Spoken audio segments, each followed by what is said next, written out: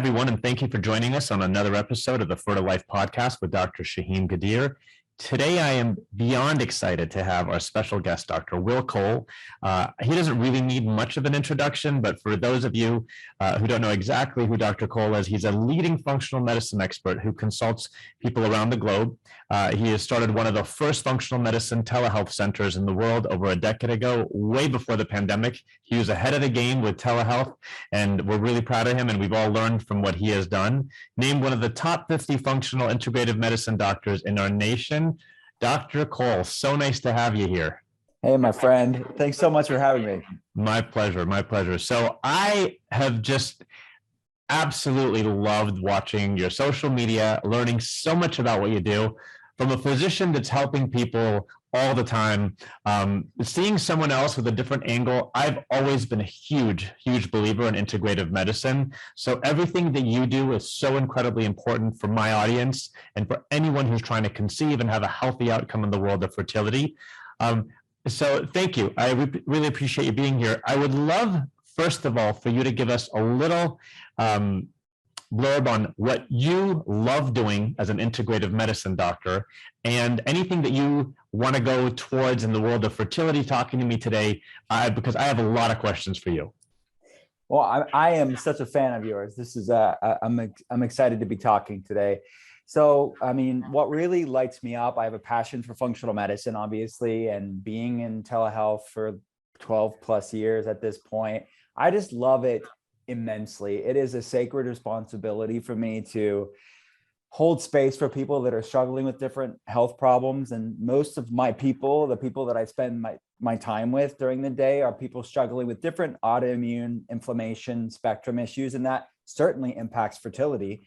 So I'm excited that we're talking about this and bringing light to this conversation because it's a major problem in our world today. So my passion is really to figure out what's driving that dysregulation in their body, what's dysregulating their immune system, what's dysregulating their nervous system, and in turn, what could be dysregulating their endocrine system. So the confluence of those problems are really that's what really excites me, to figure out what's going on. Because obviously it's not fun for me to say, well, this is the list of things that are showing up in the labs. This is what we are figuring out. But if anything, it's this bittersweet moment. The person already knows intuitively something's going wrong. So it's very validating to talk with somebody. And I'm in between consulting patients, even as we're recording this. It's validating to say, look, I see on lab data why you feel the way that you do. And it's just like this breath of like this sigh of relief of like, hey, somebody is getting this and we have to know what we're dealing with to do something about it. So these are things that people can overcome and support and heal from. And that is the beginning of healing, is figuring out what's going on. You know, a lot of smart things said right there. I think what I really love about the field of integrative medicine, it's not exactly what you said. It's not just looking at a lab and saying, this is high, that is low, here you are. It's pulling things together, all of the things together that give you a big picture, because we are human beings. We're not a lab. We're not a hemoglobin, and we're not your blood sugar.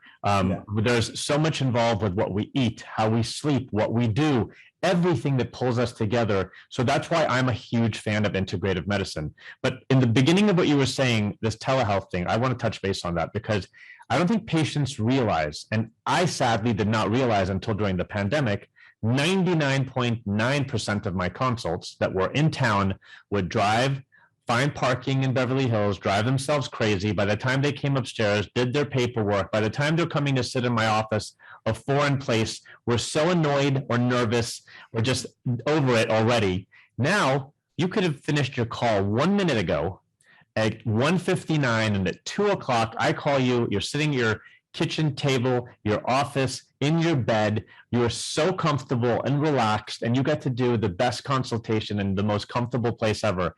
What made you think about that 12 years ago when no one even knew what this was? Yeah, and we didn't even have the language 12 years ago to call it telehealth. We called it a virtual functional medicine clinic because that was the best language we had at the time to describe this thing. And it was born out of no other reason other than I was in Pittsburgh and a lot of people weren't in Pittsburgh. And I would be writing about functional medicine and writing blogs about it and talking about it online, and early days of podcasts and YouTube and article, the wellness sort of blogosphere. And people wanted access to this exciting field of healthcare. And I was passionate about it and never shutting up about it. So that is really what it was born out of. And then over the years, even before the pandemic, this field of telehealth kind of rose, and we said, okay, yeah, that's what we've been doing for the past decade. And then obviously as the pandemic hit, completely unprecedented, we were already, literally nothing changed about our clinic. I've been in this room for 12 years and I've been doing the same thing, whether it's a pandemic or not. So if anything, raised the awareness, I think, of people to say, oh, well, this is a thing. I don't have to fly in or drive in. And that's what people would do before the pandemic. For the first visit, they would say, okay, yeah, I get the telehealth thing, but I want to fly in, I want to drive in, at least for the first consult, which I totally get. And but now the pandemic really, people are aware of the fact that you don't actually have to go through, like you said, to go find the parking and do all this stuff for something that's a lot more efficient for most of what I do in functional medicine. That's great. I look up to you for that. While Dr. Will Cole was the pioneer in telehealth, I was learning how to use a flip phone 12 years ago. And this is why there's a difference between Dr. Cole and Dr. Oh, Ghadir. please. Hey, look, we're all doing amazing things. You're being too modest about your brilliance, but yeah, tech. I'm actually not that tech savvy, anyways. But I figure it out. I find my way. Well, one thing that's taken me a while to learn is I now, when I hear patients calling and saying, yeah, I learned so much from your Instagram and this and that, like I learned so much from your Instagram page. It's ridiculous. And it's taught me a lot. Other people have taught me things, and it's a challenge, but you do it so well, and you do it so professional and fun, and people are learning from it left and right. I love that. So good job. That means a lot to me. Again, from the inside, I don't know what the perception is, but it's really nice and means a lot for you to say that, because I really see it as an educational tool. Because like I said, I'm not the best at it takes me longer to do the TikToks and the reels and things like that. But it's like, if this is how I can educate people and empower people and let people know they're not alone, that's my intention of doing it. I mean, I think all of us go out of our comfort zone, people, especially in medicine, that's not our thing. But the fact that we're able to do it and someone tells us, I learned so much from this, or that's how I found you, or that's how I liked your energy, that's why I chose to call you. All of those things are so important. You know, during the pandemic, when we had usually 150 people working in my clinic. And there were days that I would go in because I live 4 minutes away and my office building was deserted. It would be me and maybe one other person in the entire clinic. And I started to do a lot of things on social media.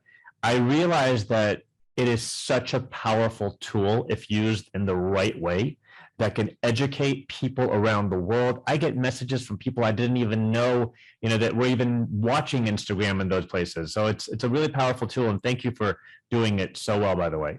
Thank you so much. So let's talk about a few things, because infertility patients, there are a lot of things that they potentially are not aware of that affects fertility. So for me, the number one thing that affects fertility is age. Female age, as it goes up, fertility goes down. It's clear, it's understood, but there's so many other things. Why do I have a 29-year-old that calls me and says, I can't get pregnant and this and that? And I would love I'm 100% sure get lots of calls from people that have issues, and one of them may be fertility. Let's address how you talk to and what are the things that you start to counsel and ask people when they're worried about their fertility. Yeah, and I think that functional medicine really is best, and let's just say it this way, healthcare is at its best when we bring about different experts in their field. So another word for functional medicine, like you said, is integrative medicine or systems medicine. So to collaborate with experts like yourself is the best of both worlds. And I think that the future of healthcare, in my opinion, is getting away from this reductive, toxic tribalism within medicine and healthcare and saying it's either or, and it's this pitting these people against each other. the person that's struggling with health problems, whether it be infertility or an autoimmune problem, they're the ones that suffer by that thinking. And I think it shouldn't be either or. I think it should be both. And I love working with people like yourself to really collaborate on the best protocol, the best tools within their toolbox to get this person where they need to be and where for themselves and for their family. So how I see when talking about the issues of infertility and understanding the different mechanisms of the body, it starts with the comprehensive health history, as most things do. And it's the most unsexy thing ever, but it is a extremely foundational part, you know this, but for anybody that's like maybe new to this, by asking a lot of questions, by digging deep and figuring out what's going on and asking things, and in the functional medicine space, asking things that are very obscure to the person that's gone through the rounds of different conventional doctors, because we see things through a different lens, and we want to understand different components to their health. So we spend about an hour and a half or so for the first visit, and I'm talking to them online, and that informs me what areas I should be looking at, what stones, so to speak, are the most likely to have something underneath it from a lab standpoint. And then I'm drawing and curating what's going to be the most insightful diagnostics to give this person the answers that they're looking for. And it's this confluence of factors that I need to understand. So I'll get multiple labs perspective from their vantage point. Why is this person going through this? So that involves things, again, based on health history, but a combination of blood tests, urine, saliva tests, looking at hormones that way, looking at their immune system at large. So looking at their gut microbiome, where 75% of their immune system is, understanding things that can drive inflammation levels in the body. So we're dealing a lot with chronic infections like chronic Lyme disease, mold toxicity, chronic viral infections, and looking at the gut at large, which I mentioned.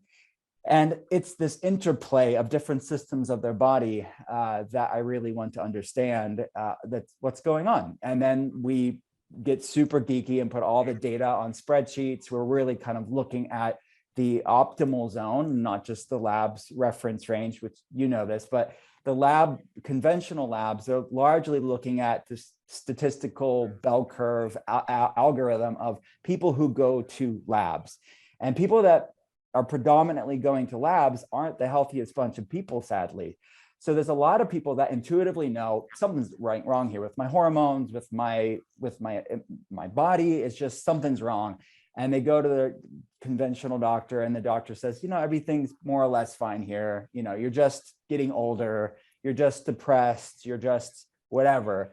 But what we look at in functional medicine is optimal, not average. And comparing you to people who go to labs is no way for you to find out how you can feel your best.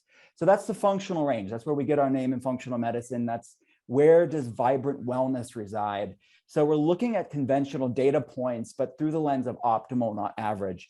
So that's a long-winded way of saying that I'm kind of looking at all these variables that are giving rise to this person, in this example, their infertility. Gosh, I love that word. I even wrote it down, optimal, not average. I don't want just average blood work. I want optimal. I want the best.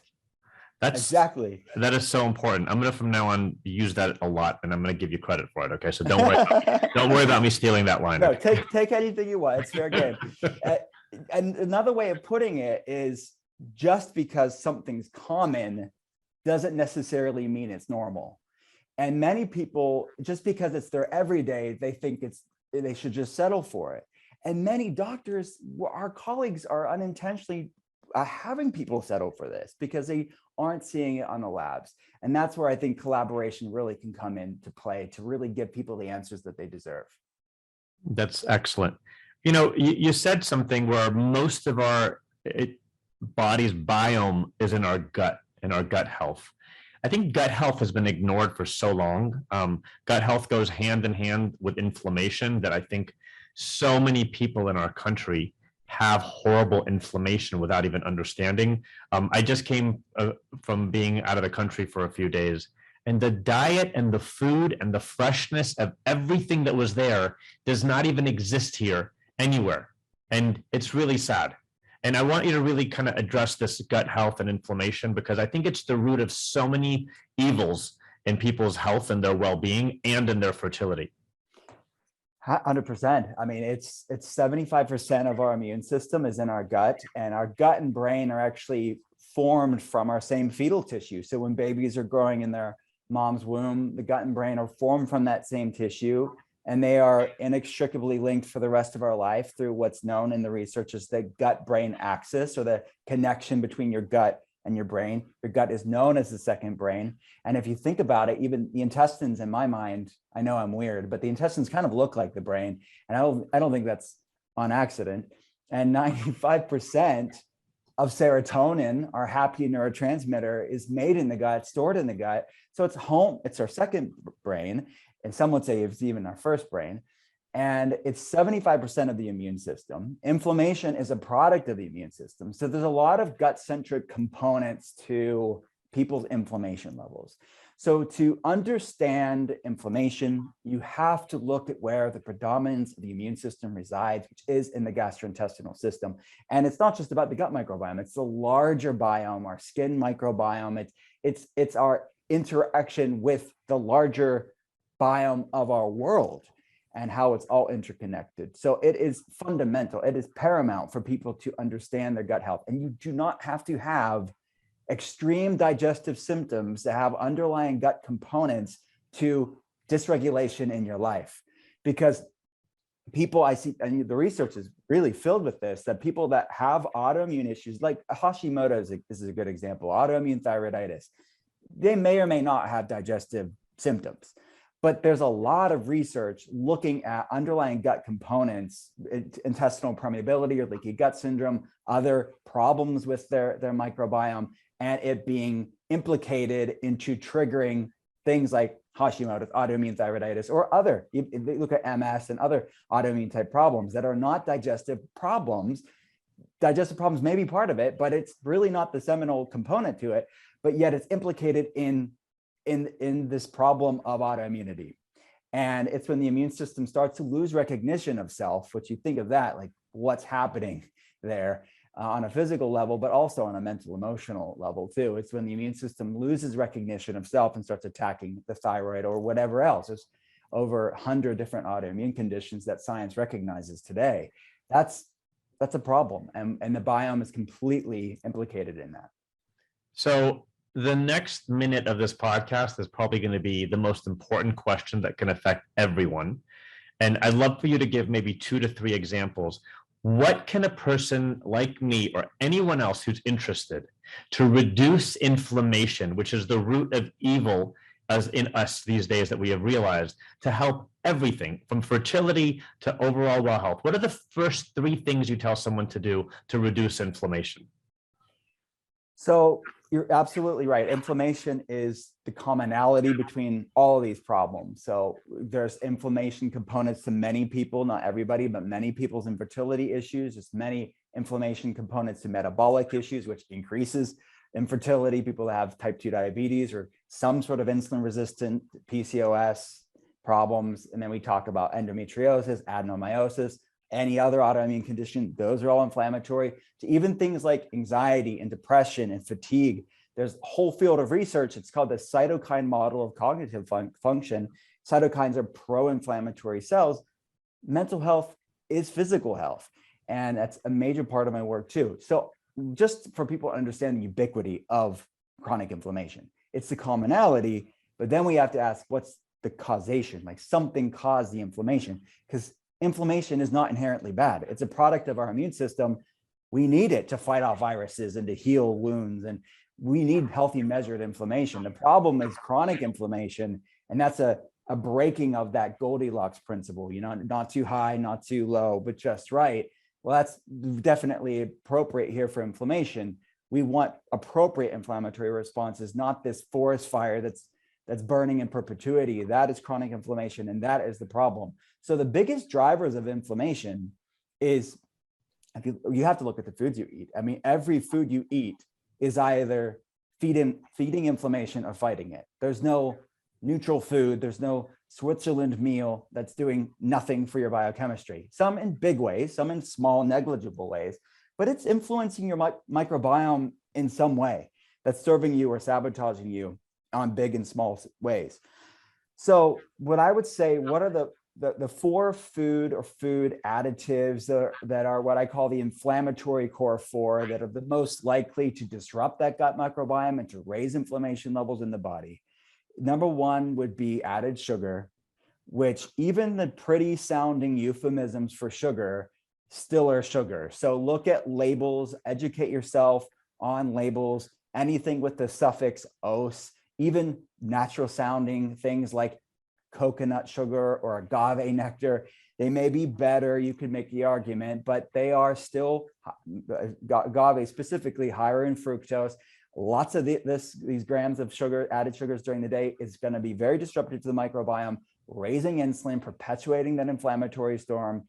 Number two would be gluten-containing grains. And there's a nuanced conversation to all of these things. There's better versions of things. There's better versions of this. You mentioned traveling and going outside of the country. Like in countries where they're not using glyphosate and they have better soil, you can get away with more in different countries. We don't have the wiggle room that we used to have in the United States, sadly, because of our food supply. But gluten-containing grains, we've hybridized the grain supply, we spray things on the grain supply, and we are over-consuming these things as well. You can get, sourdough bread and ancient grains that are better versions of it, but for the sake of simplicity, look at gluten-containing grains like wheat and rye and barley and spelt. Third would be industrial seed oils, things like canola oil, vegetable oil, soybean oil, very much can be inflammatory in the body. You can get better versions of them, but look at that. And then four would be dairy. Again, context matters. There are better versions of dairy, like grass-fed, organic, fermented, like cheeses and kefirs and things like that, A2 milk. But most people aren't consuming those types of dairies, and dairy can be problematic for people. So if the human race would decrease those, or at least get better versions of them, would we be better off as a human race? That's going to do a number it's going to really improve our gut microbiome and lower inflammation levels exponentially. So if you just start there, and then a non-food thing, if I could add one thing more, is just looking at stress and trauma. And I think that there's a individual stress and trauma that's going on in our world, and then there's a collective trauma. But you could eat the best foods under the sun, but if you're reliving a past trauma every day of your life, or serving your body a big slice of stress every day in a toxic relationship or an unhealthy work environment, that's going to raise inflammation levels just as much as that cupcake will, whatever food you want to talk about. So we have to look at the fact of something that I said earlier, that mental health is not separate from physical health. Mental health is physical health. Our brain is a part of our body just as much as our uterus or our pancreas or our stomach is. Okay, I love that you said. So I have this happening all the time. I have patients of mine that are like, well, I don't eat gluten, I don't eat dairy, and I don't do this, and I don't do that. But then she's a lawyer, and every second, from the second she wakes up to the second she goes to bed, she's telling me how difficult it is and how stressed she is. We forget that life can also cause inflammation. Stress can cause inflammation as well. And that's why I think that is so incredibly important. I just want to reiterate, though, because I do believe, and this is now talking purely about myself, when I get sugar out of my system and stop eating all the desserts and sweets that I love, I feel so much better. I literally, within a week, can feel tremendously better. I can't get rid of all gluten, but I clearly heard you say there are good glutens and bad glutens. And you can have breads that are well made with all the right ingredients that are absolutely okay for you and actually good for you, versus processed things that are filled with gluten that are horrible for you. Is that correct? Yeah, absolutely. So I think it's what we've done to the grain supply and then the overconsumption of it. And I think most people in the West today, a lot of people have a sensitized, hypervigilant immune system and nervous system. So even things that are okay and would have been okay for a long time in human history, they're not having the wiggle room or the resilience to handle things like we used to as a human race.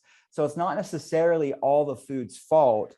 It's the immune system's overreaction to it because of this collective onslaught of stressors that the human genome and microbiome is under. So once we calm things down and start to calm inflammation levels down, to shift the nervous system more into a parasympathetic, resting, digesting, fertility space, then we can reintroduce a lot of things, better versions of them, like you said, like better breads and better grains and better treats and better things like that, because the body is stronger. The body's more resilient. The body can handle stuff. People are reacting to like the most benign, even quote unquote healthy foods, because we're dealing with an epidemic of inflammation, sadly. Yeah, that affects everything. So a big takeaway from that beautifully well said answer is that stress is as equal as what you eat, and reducing it is important for reducing overall inflammation. I'm very curious, and I may know the answer, but I'm going to ask you anyways. Where does sleep come into this? Oh, I'm glad you mentioned that, because as I was talking about stress, and you mentioned like the lawyer example, which I see so much, and not just lawyers, but anybody that line up constantly is in that type A, go, go, go, go all the time. They're always activating that sympathetic fight or flight state, which we need our sympathetic nervous system. There's nothing wrong. Most people are just really overstimulating it all the time, and there's very little nourishment of the parasympathetic, and that's part of the problem. But lack of sleep, it is not a luxury to say. People that say, well, I'll sleep when I'm dead, and it's just like that really it's a toxic relationship they have with themselves and their body. It is not a luxury. It is a mandate on our health, and many studies have shown just one night of poor sleep will spike these interleukins, will spike high sensitivity C-reactive protein, these inflammatory markers that I can quantify on labs. But you optimize somebody's sleep, you will see inflammation levels come down tremendously. And their REM sleep will, as their REM sleep improves, as their deep sleep improves, we can start to modulate the immune system, i.e. inflammation, in a positive way. And their hormones, it will be able to be properly communicated. The hypothalamic pituitary ovarian axis, thyroid axis, testicular axis, all of these communication lines between the brain and the endocrine system will improve dramatically as they're getting proper sleep and inflammation levels are abated. You know, I literally saw this happen, a million horrible things with the pandemic.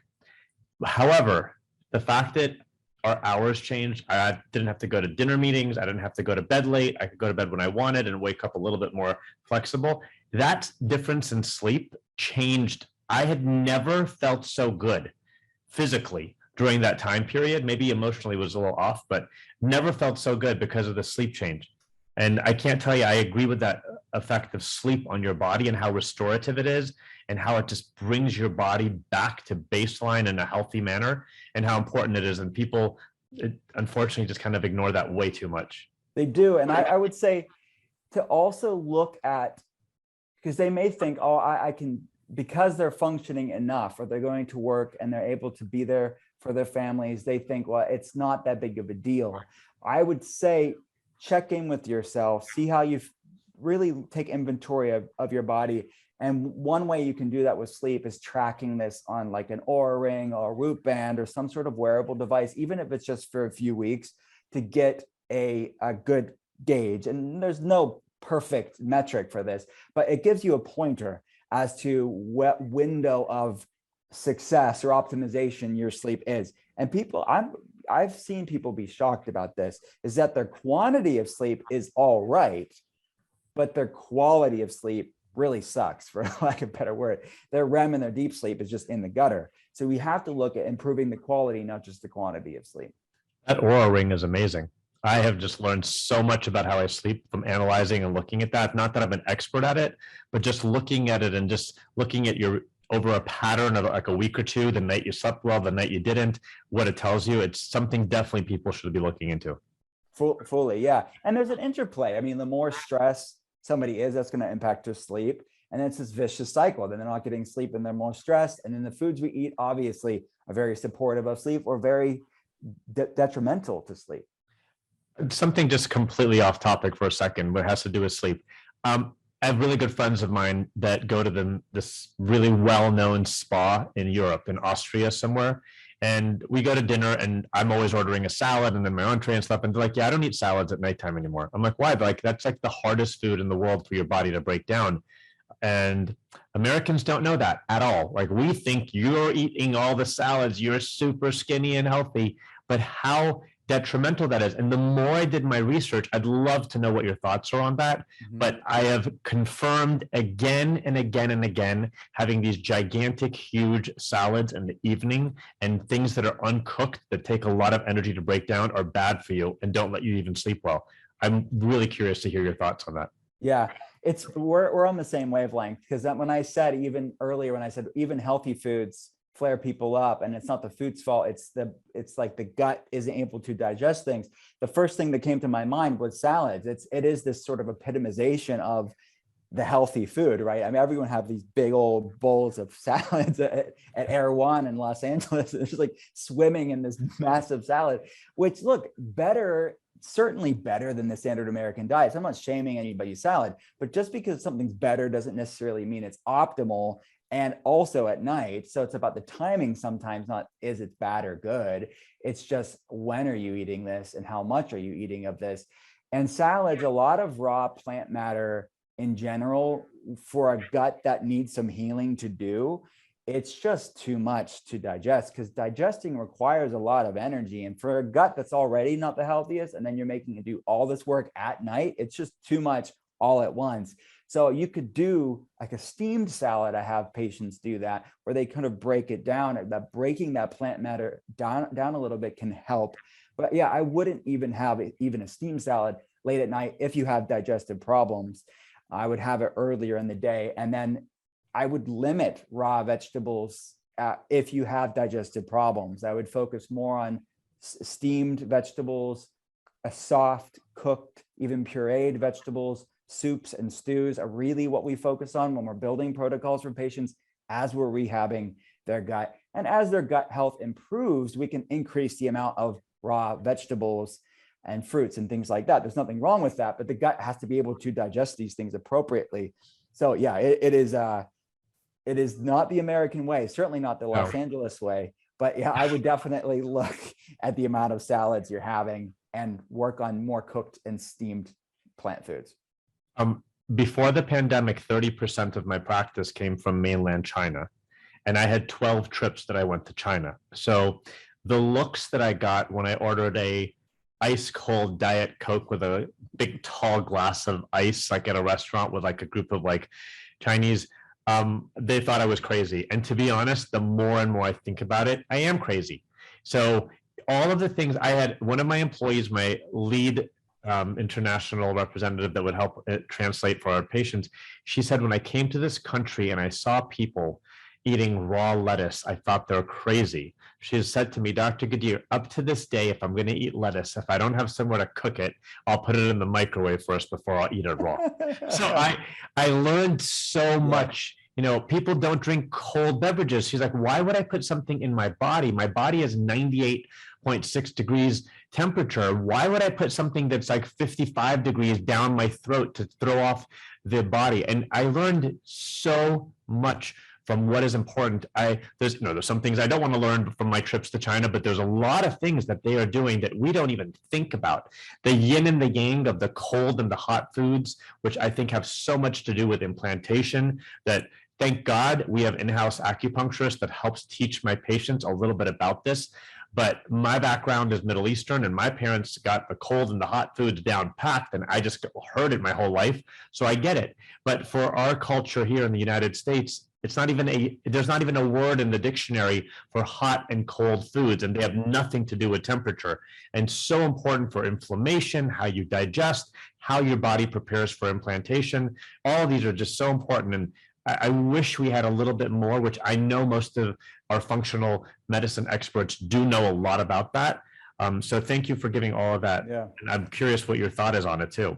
Yeah, I mean, it's anybody that knows about traditional Chinese medicine or about Ayurvedic medicine or about Middle Eastern medicine, like the ancient medicines knew all of this. And it's our disconnection from our roots that we have forgotten all of these truths. And our ancestors didn't have randomized controlled trials. They just saw anecdotally, this produced this result.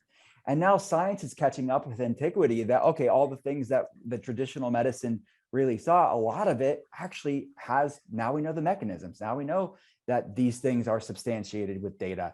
And it's the height of hubris and arrogance to think that we are somehow so smart today and our ancestors were some Neanderthals. The reality is they knew a lot. And if we could do more to get back to our roots, and again, doesn't have to be either or. It could be both and. Let's use the best of Western technology, the best of diagnostics, the best of data and science, but also remember our roots. And it doesn't have to be either or. And I think as you're doing with your clinic, you're bringing the best of ancient with traditional Chinese medicine, acupuncture, the best of modern technology. That is how you get people better. And it's not being arrogant and having this sort of what I call like this Dr. God complex or this medical gaslighting or medsplaining that goes on with people that's like delegitimizing or shaming people for wanting to look outside the box. Because you know what? If you stick people in boxes, you fail a lot of people. And the box of the doctor's own ego is not serving the patient. There are two things I want to touch base with, and I literally could talk for hours more, by the way, and I'm learning so much. So my favorite podcasts are those that I personally learn a lot from, and I am learning a lot right now. But there's two things that I really want to touch base on. The health of the thyroid, because it has so much to do with fertility. And another topic that I've heard you talk about a lot, and it's so important, is food and the link to anxiety. Because anxiety, in my opinion, is the root of so many evil when it comes to our bodies and how well we function. So I'm going to let you pick, Will, which one you want to talk about first, thyroid or food and anxiety? Well, let's start with the thyroid. If you have had to pick, because it could be tied to anxiety, right? And we can go from there. But I mean, our thyroid, every cell of our body has a thyroid receptor site. I mean, there's very few hormones. I mean, insulin has one, vitamin D, which acts like a prohormone, has one. There's very few other ones. It is what I consider like the queen of all hormones, and it governs your fertility. It governs our energy levels. It governs our sex drive. It governs our weight. It governs our hair, digestion, so much in our body. So if our thyroid's off, a lot of things can be off. And it is very, the way that the thyroid hormone is interpreted in the standard model of care, a lot of things fall through the crack because we're just looking at TSH, thyroid stimulating hormone, which is a pituitary hormone, and T4, largely inactive thyroid hormone. Now, obviously, experts like yourself and different people in the space will run a little bit more, and it should be looked at. But the standard model of care, it's just you need a doctor that knows what they're doing to even get this access to this information. And these are just basic biomarkers, in my opinion. So it matters. You have to look at the full thyroid panel, which includes TSH, but also total T4, total T3, free T4, the thyroid antibodies, thyroid peroxidase, the thyroid globulin antibody, and something called reverse T3. That at the very minimum is what should be looked at if someone is suspected to have a thyroid problem or we need to rule something out. Because there's a lot of things that I just said, a lot of things can go wrong at all points of the thyroid hormone pathway. Because is it the brain thyroid axis miscommunication, or what's called hypothyroidism secondary to pituitary hypofunction? Because a lot of times people's TSH looks quote unquote normal, but you look at the thyroid hormones, they're all on the low end of normal or actually lab low, but it's not a thyroid hormone production problem as much as an HPT axis, the brain thyroid communication issue. So it's a brain-based problem at that point, just like people can have other brain-based endocrine problems. But then really looking at the conversion of T4 to T3 is another thing that I see a lot. When you have chronic inflammation, it can mess up a lot of things along the way of the thyroid hormone coming to life as T3. But 80% of the conversion of T4 to T3, or the removal of that fourth iodine molecule converting in T4 and T3, 80% of that happens in the liver, 20% happens in the gastrointestinal system, back to gut health. We need a healthy microbiome to convert T4 to T3, as well as healthy liver function. And then obviously we need to look at cellular health too, from a hormonal receptor site sensitivity side of things. I see some people that have levels of thyroid resistance similar to insulin resistance where their receptor sites are not picking up the hormone. So there's a lot of nuance and context that needs to be understood when you're looking at the thyroid hormone, just like any other hormone health. So that's important. And we know the majority of low thyroid function in the West is autoimmune in nature. Hashimoto's disease, like I mentioned earlier, Graves' disease, and this sort of larger spectrum of autoimmune components to people's endocrine problems, not just the thyroid. So it's something that I see it's so common in patients, and it gets missed oftentimes because they're just reducing it to just a TSH, but it's like looking at one piece of the puzzle and thinking you understand the full picture, but you don't if you don't look there. So smart. So important. And that was a lot of information there. And if you listening today do not know if your thyroid is functioning, it's very important to go and ask for a complete panel to be done. Now, that's going to lead us into the food and how it links to anxiety, because many of our patients whose thyroids don't function well also have this underlying anxiety. They don't even understand where it's coming from.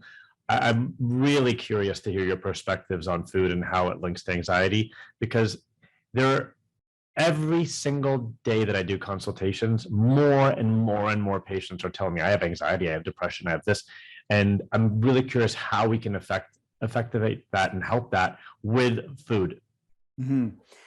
Well, I mean, you look at nutrition and understand the fact that the foods we eat are the materials our body needs, the cofactors, the micronutrients, the macronutrients, are the nutrition our body needs to make hormones, to make neurotransmitters, to influence our gut microbiome.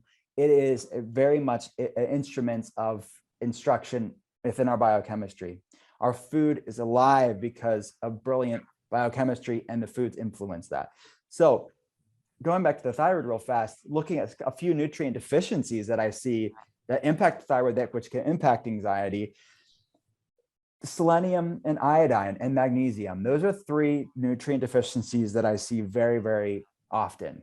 Iodine is used to make the thyroid hormones. You're looking at T4, T3, where the 4 and the 3 are iodine molecules. So if someone's iodine deficient and people are not eating these ancient foods like seaweeds like dulse and nori and kombu and arame and seafood and organ meats, which that's a whole other discussion. But these are very mineral rich and nutrient dense foods that humans would have had for thousands of years, and just in the soil, which there's a lot of nutrient soil depletion too. So we're not getting the nutrition we once had, and we need these foods to make hormones appropriately. And selenium, which you can get from lots of whole foods as well, is used to make the enzyme called 5' deiodinase that helps to convert T4 to T3. Same with magnesium, same with vitamin D. These deficiencies that are very, very common within our world today, our body needs to help to instruct it how to make hormones or regulate inflammation levels or support the brain. So all those nutrients I just mentioned needed for the thyroid. Thyroid's off, it can create anxiety, but also directly, the brain is rich with these receptor sites as well, like vitamin D. So if we're lacking these nutrients in our body on a daily basis, our brain is in effect starving from the nutrients it needs to properly function throughout the day. So anxiety is in my mind, and how we see it in functional medicine, is kind of like a check engine light. The check engine light's on, but why? It could be any number of reasons. So you take the car to the mechanic, he doesn't just cover up the check engine light and say, see you in 6 months. He wants to hook your car up to diagnostics. That's exactly what we do in functional medicine. We see the check engine light on. We don't really know exactly what it is, but let's get a comprehensive health history. Let's ask a lot of questions. Let's really run the proper labs to figure out what is misfiring, what is dysregulated, what is deficient that's driving that check engine light, in this case, anxiety. So you're absolutely right. The ubiquity of anxiety, it's sad. It's the same way with me. It's like almost every person there's somewhere on that anxiety spectrum, from background anxiousness to just nervousness to they're feeling nauseous because they're anxious, to panic attacks and really severe anxiety disorders. So that is the check engine light, but why is it on? It's so different for different people. And it's this interplay between physiological and psychological. The physiological are the things like inflammation. I mentioned that cytokine model of cognitive function, research looking out inflammation impacts how our brains work. So we have to look at the things I mentioned earlier. We have to look at the second brain, our gut. We have to look at inflammation levels, which impacts the brain and the space of neuroinflammation. And we have to look at nutrient density. Are we lacking the nutrients our brains need to thrive? And then we have to look at the psychological, not just the physiological, the mental, emotional trauma piece that I mentioned earlier. Both the physiological and the psychological can put the body in that sympathetic fight or flight stress mode and raise inflammation levels. And it's our job in functional medicine to figure out what are the pieces of that person's puzzle that's keeping the person's nervous system in that hypervigilant state. What is keeping their inflammation levels higher? So it is complex, it's individual, but it is sacred responsibility to figure out what's going on for these people. Dr. Will Cole, wow. I cannot tell you how much I appreciate you being on this podcast with me today and how valuable this is going to be to the fertility audience. You know, the Fertile Life podcast is not only about fertility, it's about life in general, about just well-being. And I take a lot of pride in making sure everyone knows that. But I really have learned so much today with such incredibly beneficial information that is going to help my audience and everyone else who's listening. So thank you so much for going out of your way to spend this time with us. I literally could have talked for hours more and listened and listened and listened. Please, everyone knows where to find you, but what's the easiest and for those who are not following you right now to follow you on Instagram probably? Thank you, my friend. Yeah, Instagram at Dr. Will Cole. Everything about the telehealth clinic and what I do is at drwillcole.com. I'm trying out TikTok. It's kind of abysmal at this point, but I'm trying out TikTok. But thank you, my friend. I appreciate you. Can't wait to have you on my podcast, The Art of Being Well. And yeah, continue the conversation. Awesome. And thank you, everybody, for joining us for another episode of the Fertile Life podcast. And until next time, please take good care of yourselves.